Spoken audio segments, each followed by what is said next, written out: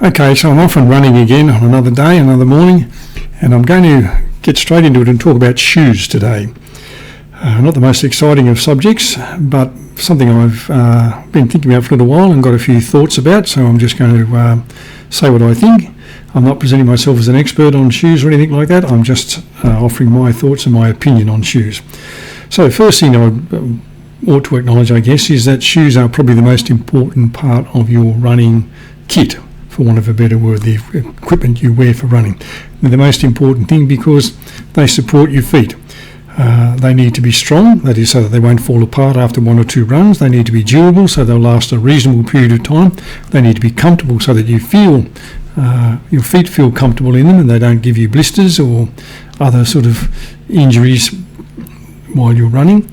How long is durable, I don't know, but I have seen some reports that say about every 600 miles, which is of course about 1,000 kilometres, you probably should change your shoes or get a new pair. I suppose a bit like the tyres on your car. If you've got 20 or 30,000 kilometres out of your tyres, it's probably time to change them. So similarly with your shoes, but you'll probably know by the feel of the shoe as it hits the ground and what the impact is through your body when your shoes have reached a point where you think these are no good anymore, they're not giving me any support, they don't feel as if they're comfortable to wear anymore.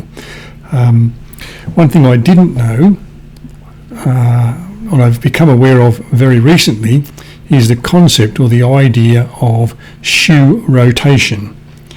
And what this means is that you have multiple pairs of shoes, and the reason you do this apparently is because it takes your shoes a period of time to recover from a run. Now this run I'm doing, so I'm doing this as a voiceover after the run, so I can tell you this run that I'm doing today, or I have done today, is 15 and a bit kilometres, and when I look on my Garmin at the end of the event, it'll tell me that I need 73 hours or 3 days to recover from this run.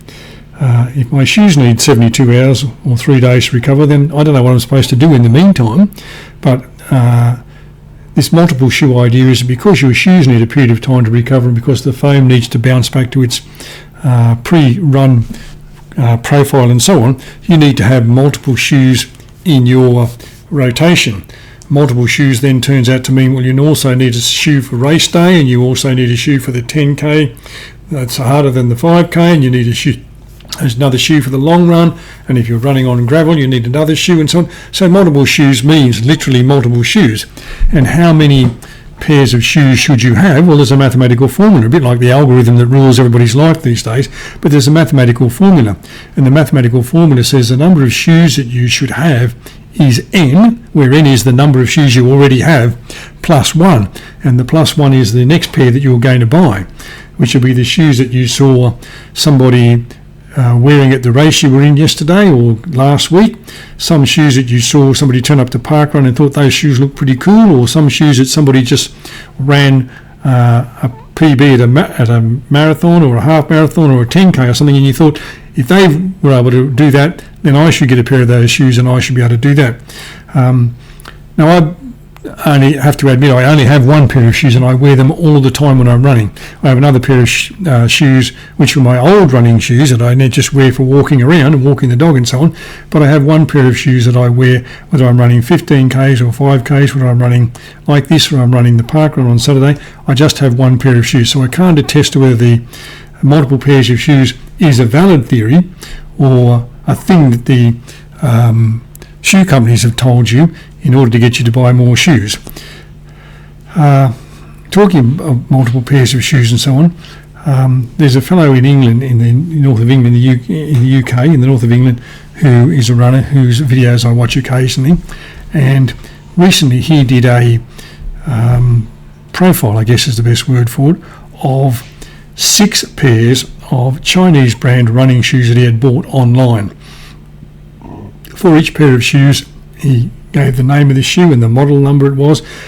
He said how much it cost, he said how much it weighed, and then he compared it to a similar Western brand shoe like an Adidas or a Nike or whatever. Over the 6 pairs of shoes that he talked about, he figured out that if he bought those Chinese brand shoes or bought the equivalent Western brand shoe, he had saved himself £488, which at today's exchange rate I reckon is about $900. that's an awful lot of money to be spending on shoes. One of the reasons he put forward for suggesting why Western brand shoes are as expensive as they are these days is that the shoe companies engage in these mega sponsorship deals with runners and other athletes, of course. And that's not me whinging that athletes are earning bucket loads of money. If people are willing to pay you to run or to play sport or to wear their gear, then you're a fool not to take that, especially if you're an athlete, because you have a very short career. And if someone says, here's some money, all you have to do is wear our shoes or wear our t-shirt or our singlet or whatever, then you're probably foolish not to take that. But what we need to understand is, in order for the shoe company to be able to afford that sponsorship, they've got to find the money from somewhere, and they find it by charging the consumers, that is you and I that buy the brands of shoes. That's how they raise the money to pay for the sponsorship deals that they offer. Now, as I said, he talked about these shoes. He told you how much they cost and what their weight was, and he described what sort of running he thought they were best suited for, whether it was the 5K or the 10K or the everyday running or something like that. And that again sort of affirms that idea of multiple pairs of shoes. So I guess the first point about shoes is that yes, you need to have shoes that are strong, comfortable and durable. Do you need multiple pairs of shoes? As I said, I don't know. I only have one pair, so I can't attest to whether multiple pairs of shoes is effective or not. But I just wonder at what is the limit to multiple pairs of shoes. Is 6 pairs enough? A dozen pairs enough? If you run 5 out of 7 days, do you need 5 pairs of shoes and then you start again with the first pair on the 6th day? Or I don't know. So that's my first point about shoes. Now, the second point I'd like to make about shoes is in relation to some marathons that have been run recently.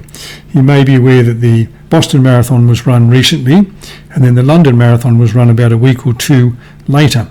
And the results for Boston were pretty well overshadowed by what happened in London, and I'll come back to that in a moment. But with the Boston Marathon, almost before all the drug testing had been completed and certified, there were social media posts from various running groups, be they legitimate running groups, commercial running groups, running fan groups or whatever, giving you a profile of the top 10 finishers by shoes.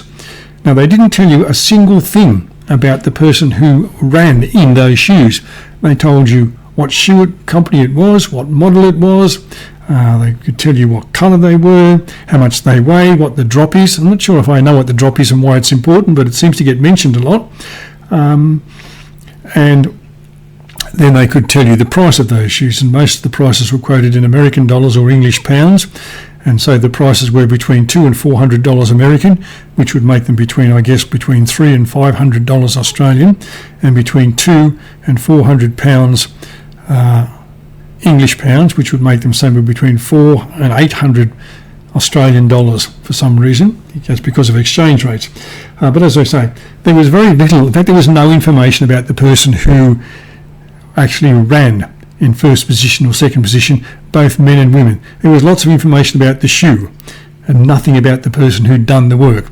And what kind of rubs me the wrong way, I guess is the best way to put it about that, is that the people who do this running, they're the people who do it. They're human beings. They get out there, they get to the front line, and they run 42.2 kilometres, and they get to the finish line, and they do the best they can. And some of them break records and some don't. Some set new records and some don't. But it's human beings, it's people that do the running. The shoe does what the leg tells it to do, which does what the brain tells it to, which does what the runner tells it to do. The shoe isn't running the race. The shoe isn't winning the race. It is the person that's winning, that's running, that needs the credit. And yes, you can say, well, they ran the race and they wore these shoes, but it's the fact that they ran the race, ran the event, that is important. Now, in the London Marathon, as you would probably be aware if you're a follower of any running events, a fellow called Sebastian Sawe from Kenya was the first person to run a marathon in under 2 hours. I have that as accepted as official record. We know that Kelvin Kipton did it. We also know that Kipchoge did it, but Kipchoge's achievement was not recognised because it wasn't an official event, and he also had a multitude of paces. So we know that under 2 hours is possible. But again, most of the commentary was about the shoes that he wore. And as I understand it, the shoes were Adidas Evo 4 or something like that. They cost $500 American. They're 75 grams, the lightest shoe ever made, and the foam is made of a special mixture of herbs and spices or something like, a bit like the fried chicken herbs and spices. No one seems to know what the shoe is made of, but again, all the publicity was about the shoe, not about the person, who'd done the running. And I did read a profile of this Sarway fellow in the Sydney Morning Herald, which is a newspaper published in New South Wales, and it pointed out a few things that at least did give him the acknowledgement that he had done the work, he had done the running. He lives in Kenya. He submitted himself to multiple drug tests in order to prove that the achievement that the thing that he's just achieved was achieved fairly and cleanly. He trains at 2,000 metre altitude. He lives away from his family for most of the year. I believe he's married and has 3 children. Not that that's really relevant to his running. In his week, he runs somewhere between 240 and I think 265 kilometres a week. Now that may be standard for a marathon runner, I don't know. I've never run the marathon. I'm the first to admit I don't know what I'm talking about when it comes to that. But if I manage to get 50 Ks in during a week, I think I'm doing a pretty good job.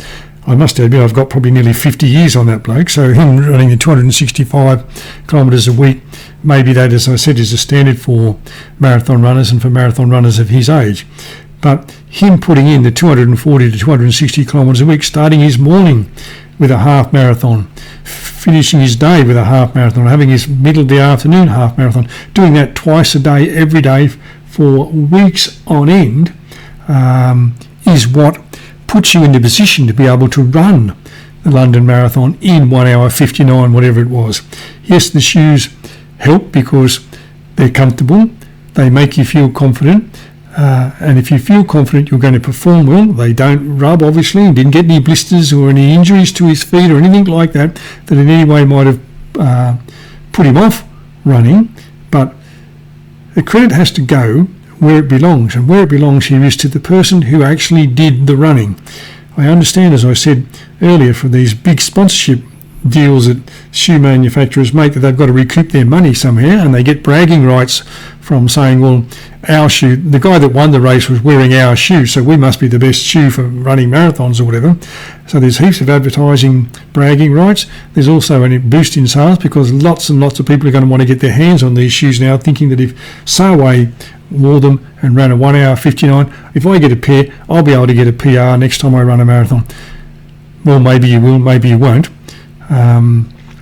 But Adidas or Adidas, however you say it, they don't care. They only care that you will part with your money and buy their shoes. Now, the third observation I'd make about shoes is this. A little while ago I talked about a bloke named Stu who lives in Sydney who was training for his 50th marathon and for various reasons was not able to complete the 50th marathon. One of those reasons being he got an injury to his tendon, a tendon in his ankle, and he was told by a podiatrist that a tendon injury takes generally about 4 months to heal. And she said, I'm not a doctor, I haven't seen your injury, but generally tendon injuries take about 4 months to heal. She then went on to talk about super shoes and carbon plated shoes and said they're bad for your feet and they cause more injuries than they do good. I'm sure the manufacturers don't want to hear that, but that's what she said, and it may only be her opinion, and I'm sure the manufacturers and their doctors and researchers and podiatrists and whoever else will be able to refute her claims, but that's what she claimed and that's what she said.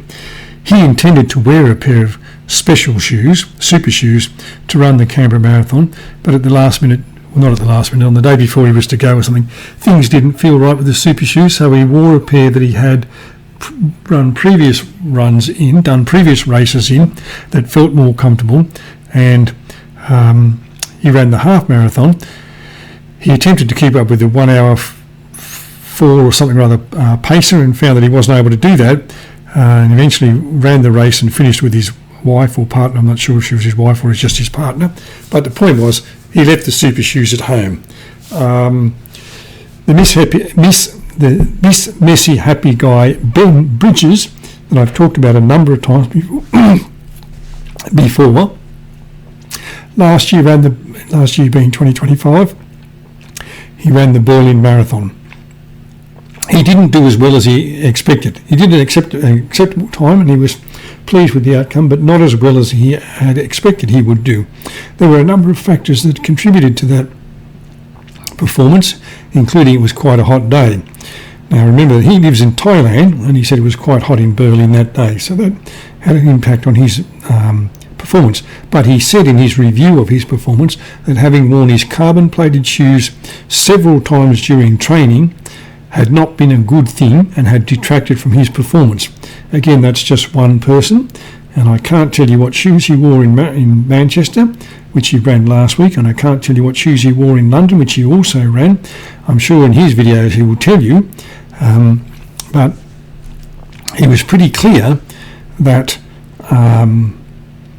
the super shoes with the carbon plates and all that sort of stuff were not the shoes for him to run, that he should have used to run the Berlin Marathon. There's a person who was running their 40th marathon, and I think their 6th or 7th time at running the Boston Marathon, and they had bought a pair of Adidas, I'm not sure if they're Alpha Fly or some other fly. I'm not sure which fly they were, whether they were Alpha Flies or some other flies or Mighty McFlies, but some form of Adidas fly shoe, and had worn them to a few other marathons and had experienced problems with their ankles and calves and hamstrings in each of those events. And so they were tossing up whether they would wear this particular Adidas shoe for the Boston Marathon, and ultimately they decided to leave them at home and wear a different brand of shoes, which they had said they had 89 miles in already. And I guess one of the things that you do if you have multiple pairs of shoes is you keep some sort of log of the shoes that you wear, so that you know when they get to the 600 miles or 1,000 kilometres, and you know then whether they're about to be replaced or not. Me, I just look at the shoes and I turn them over and look at the sole and look at the tread and see, well, the tread's pretty well worn away and the sole's coming apart, or that little bit of rubber where the toe is turned up, it looks like a Turkish slipper, where it connects to the toe of the shoe, the sole connects to the body of the shoe, that tends to separate right at that round bit of rubber, and when that starts to happen, it's certainly time to think about getting some new shoes. But in any case, she, that is the woman that I was speaking about, decided to leave the super shoes at home. She ran not quite the time that she wanted to run, but she ran an acceptable time, and she felt much more confident and had no injury, no problems with her legs, ankles, calves, hamstrings or any other part, and in fact felt stronger running the second part. And then there was the fellow that I talked about earlier from the United Kingdom with his 6 pairs of Chinese shoes, and he had been experiencing some illness and also an injury, and he was coming back from both of those things and trying to get back to his pre-illness and injury performance level, which was a sub 20-minute 5k. And he also felt that the super shoes were probably not the sort of shoes that he should be doing his day-to-day training in, or even his racing for the 5k and some of the other events that he went in, until he was satisfied that he'd come back from this injury properly and that he'd recovered from the illness. So I guess the point I'm making here is that the super shoes, whilst they look good on the feet of Sebastian Sawe as he runs the London Marathon and sets an official record and no doubt a personal best for himself, they may not be the shoes for everyday runners. It's notable there that the second guy, the guy who came second, whose name I can't remember unfortunately, he also ran under 2 hours, and according to the headlines had never run a marathon before. It's not to say he hadn't run, he'd obviously run other distances, but this was his first marathon and he ran under 2 hours. I also saw another headline and read an article about a fellow in the United States who ran 2 hours and 5 minutes for a marathon in Ohio in the last few days. This apparently is the 4th fastest time for any American running the marathon anywhere in the world. And the headline was that this guy had run 4th fastest time. He had no coach. Goodness me, I don't know how he managed that. But he also had no shoe deal. Now imagine that. Imagine if somebody just put on their shoes and turned up at the start line for a marathon, having done their training. Perhaps they downloaded a training plan from the millions and millions that are no doubt available on the internet, and just stuck to that, and then turned up with this thing and just ran, and they didn't have a shoe deal. My goodness, I'm not sure how they managed it. Now, of course, I'm being sarcastic there. So the point I guess I'm trying to make about this is that there seems to be lots and lots of hype about shoes. And in what I'm, I guess, sort of having a bit of a whinge about is what seems to be the over-commercialisation of running at the moment. We're forgetting that there are people doing the running. One of the things that I have said a few times is the most appealing and attractive thing about running is that you go out your front door with a pair of shorts and a top and a pair of shoes and socks, and you just start running. And it doesn't matter whether you are in an elite class that you think you're going to run the marathon and you think you're going to run a PR, or you're just a person, and I don't mean that in any derogatory way, but you're just a person who runs like I do, and you turn up to parkrun every Saturday, and that's your bit of competition. That's the thing about running. You can just do it. And you don't need lots of fancy equipment, and you don't need lots of expensive equipment. Now, you can spend a lot of money and have the $500 pair of shoes, which allegedly you can only wear once and then they're no good. You've got to throw them away. An enormous waste of resources. But I suppose if you're Sebastian Sarway, you probably don't have to worry about that, because somebody just gives you, or Adidas just give you the pair of shoes, and every time you run an event, they give you a pair of shoes, and they give you multiple pairs of training shoes. But that kind of, I've got to have multiple pairs of shoes, and I've got to have a pair of super shoes, and I've got to have a pair of shoes for the 5K, and I've got to have a pair of shoes for the race day, and so on, filters down to everyday, ordinary folks who do running, or who run, and we end up with the situation which I've quoted a few times before, where there was something like in 2024, which was last year that I had known figures for, there were something like 27 billion or 23 billion pairs of sports shoes sold worldwide. Given that there's only 9 billion people on the planet, that means 3 pairs of shoes for every single person on the planet. So if there are people like me that have got one pair of shoes, and some people who don't run haven't got any running shoes, and children and infants who can't run yet, and old folks who can't run, there's an awful lot of people who've got multiple pairs of shoes, and I just wonder how often they wear them and get the value out of them. All right, well, those are sort of my thoughts about shoes. As I said at the beginning, I'm not an expert. I'm just presenting a point of view. You're welcome to agree or disagree. If you have an opinion, leave it in the comments section, and when I become aware of it, I will respond in an appropriate way. Thank you for watching. Enjoy your run, whichever shoes you're wearing. Good luck with whatever run you're doing, and I'll talk to you when I'm making the next running video, whenever that will be.